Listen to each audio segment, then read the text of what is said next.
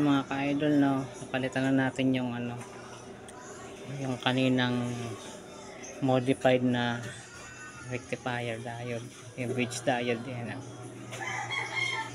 Ito yung nakakabit dati dito.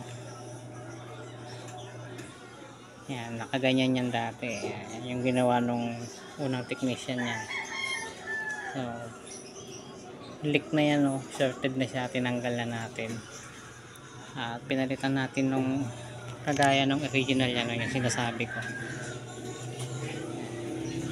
Yan yung talagang original design nya. Yan, pinalitan natin. Pinalitan natin sa dati yung linya ng AC. Yan, yung linya ng AC nya 220. Yan yung dating linya. Okay na. So testing na lang. Tetestingin na lang natin yan at buuhin muna natin, assemblein muna natin.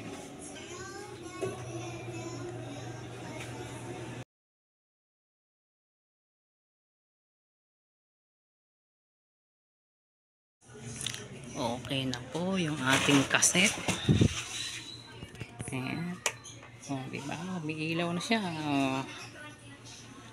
Kanina hindi yan umiilaw. Walang ka-power. Power yan. Okay na. Ito na po siya. No? Nakita natin. Nag-charging na siya. Ayan o. Mayroon na yung charging niya.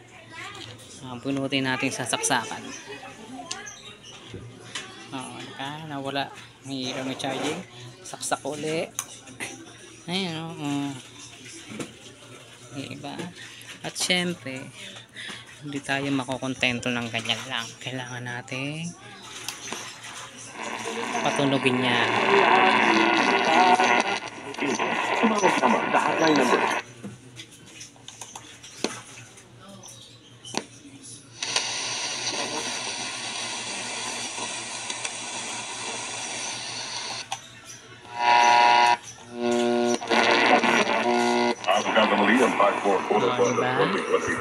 Wala ngayong February 15. Okay na siya.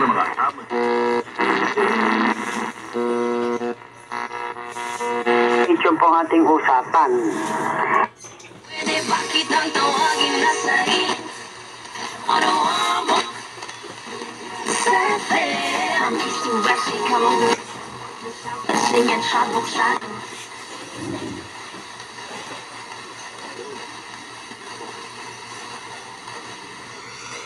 Napaka-sensitive ng kanyang tuner.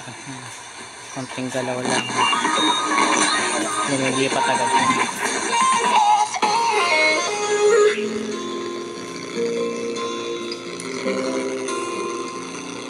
Yan lang.